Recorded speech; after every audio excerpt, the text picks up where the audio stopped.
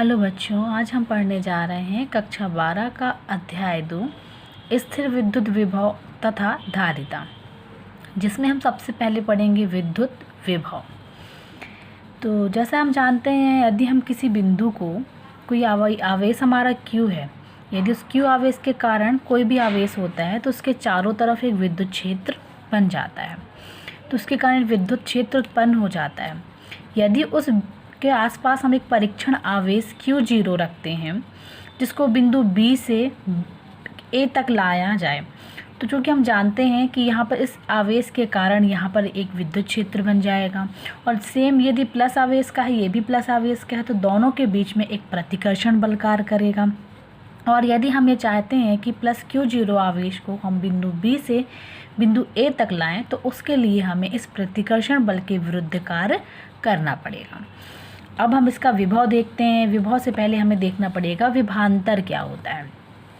विभव के बीच के अंतर को क्या बोला जाता है? विभवांतर। यदि हमारे पास एक आवेश Q है और उसमें हम एक बिंदु B पर प्लस Q0 आवेश को हमने रखा हुआ है, तो ये मान लिया कि हमने एक एकांक आवेश है, तो विद्युत क्षेत्र पर एकांक धन आवेश को एक बिंदु से दूसरे बिंदु तक लाने पर किया गया कार्य उन दोनों बिंदुओं के बीच का विभवांतर कहलाता है।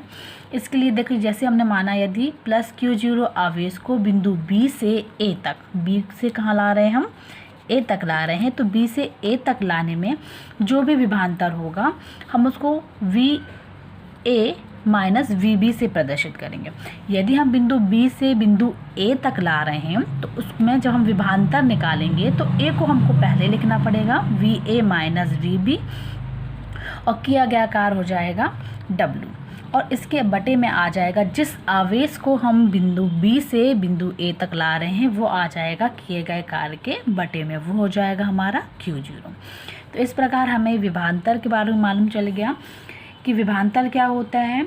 किसी एकांक आवेश को एक बिंदु से दूसरे बिंदु तक लाने में किया गया कार्य उन दोनों बिंदुओं के बीच का विभवांतर कहलाता है।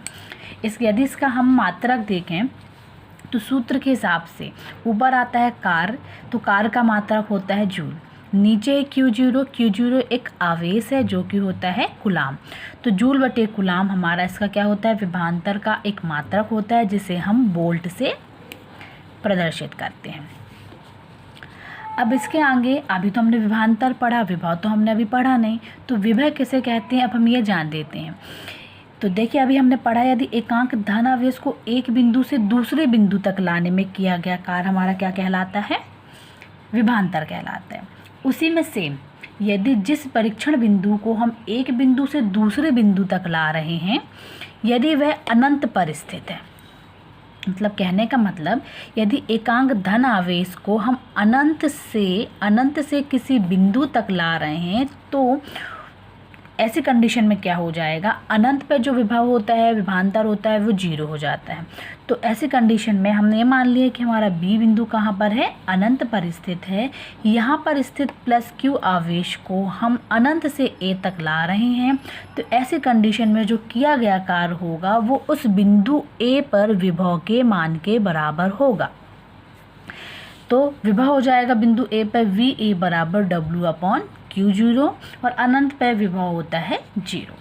तो विभव का सूत्र होता है कार्य बटे आवेश।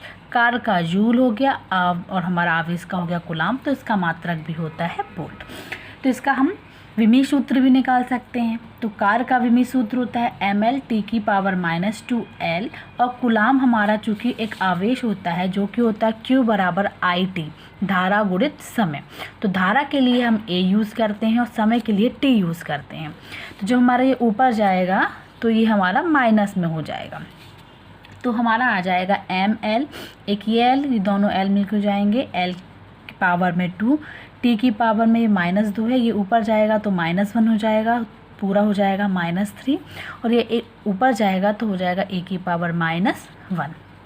अब यदि हमको 1 वोल्ट की परिभाषा पूछी जाए, तो 1 वोल्ट की परिभाषा होती है एकांक आवेश को एक बिंदु से दूसरे बिंदु तक या अनंत से एक बिंदु तक लाने में यदि 1 जूल कार्य करना पड़ता है तो जो उसका विभव होता है वो 1 वोल्ट होता है।